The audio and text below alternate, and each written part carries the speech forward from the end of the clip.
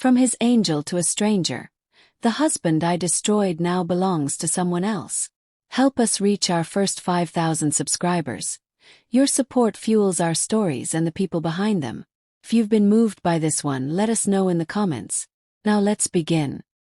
I know I deserve every bit of the backlash I've received. The harshest judgment, the most brutal criticism, I earned it.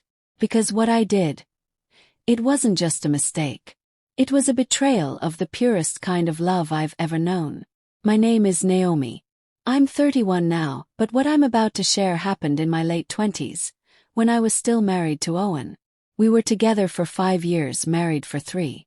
And throughout all that time, Owen loved me in ways I didn't yet understand. Not the dramatic, toxic, whirlwind kind of love, but the steady, dependable kind that builds you up when you're too blind to know you're crumbling. First I welcomed it. But over time, I mistook his consistency for dullness. I mistook his patience for weakness. Owen was always smiling, always giving, always listening. He wanted a family badly. But I wasn't ready. I told him I wanted to grow in my career first, to find stability. I trained to be a hairdresser and spent 2 years bouncing between small salons until I finally landed a spot at a luxurious studio inside an upscale hotel. That place changed everything. That's where I met Celine. Celine was the owner, effortlessly glamorous, sharp-tongued, and magnetic in a dangerous way. She was a few years older, divorced twice, and very clear about her philosophy on men. Use them. Don't love them. That's how you win. Her words were coated in perfume and poison. She believed affection was a game, and heartbreak was for the weak. We became close. Too close. I let her cynicism seep into my bones, let her reshape the way I saw my husband, the man who brought me coffee in bed and warmed my feet when I fell asleep on the couch. Celine called him boring. Too perfect. And eventually I started to agree. Then came Elliot. He was one of Celine's short-lived flings, a businessman staying at the hotel for a week. The first night we all went to dinner together.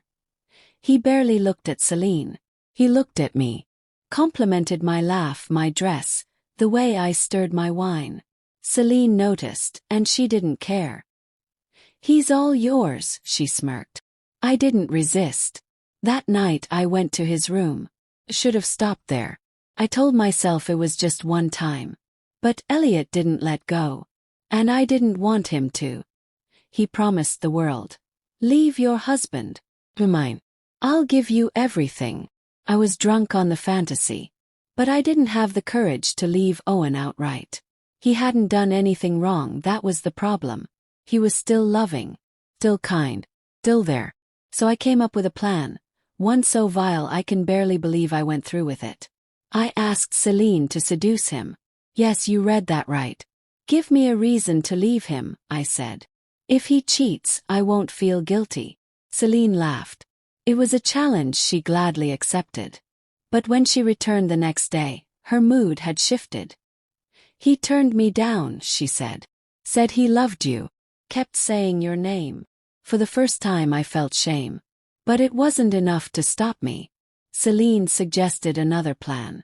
One that haunts me to this day. On my next day off, I set up a cozy little dinner at home. Invited Celine over.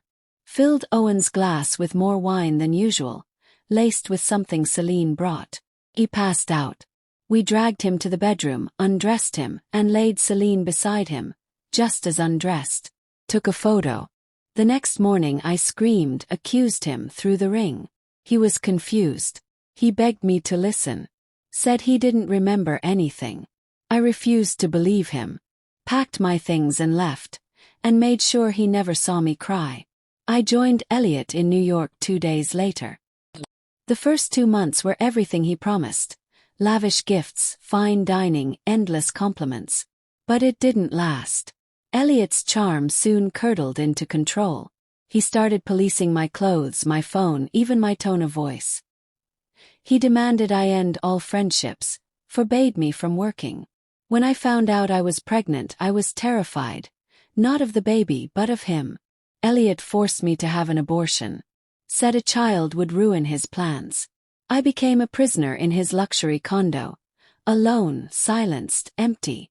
In my darkest moments I thought of Owen. Of the way he used to look at me. Of the life we could have built. One night I dialed his number. It was disconnected. I tried Celine's. No answer. Weeks passed, then months. Finally I couldn't take it anymore. Ran. Booked a ticket back to my old city. Back to our apartment. When I rang the bell, my heart still hoped. But it wasn't Owen who opened the door. It was Celine. She looked different. Softer. Warmer. Modest clothes.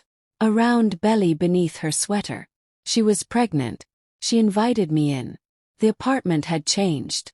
The couch, the art, the lighting, all new. It wasn't mine anymore. It was theirs.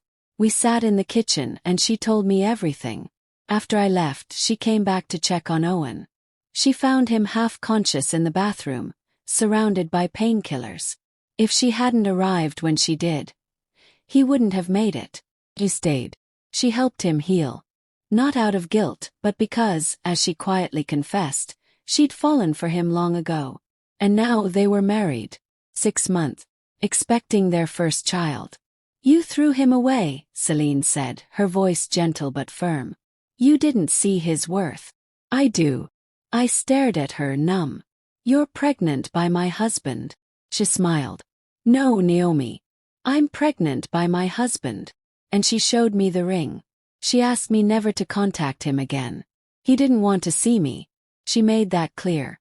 I walked out in a haze, heart shattered. I blamed everyone. Elliot, Celine, even Owen, but deep down I knew the truth. I destroyed the best thing I ever had. And there's no undoing it. Thank you for listening. If you've made it this far, we hope this story struck a chord. Not just about love, but about how easy it is to mistake something rare for something ordinary. Until it's too late.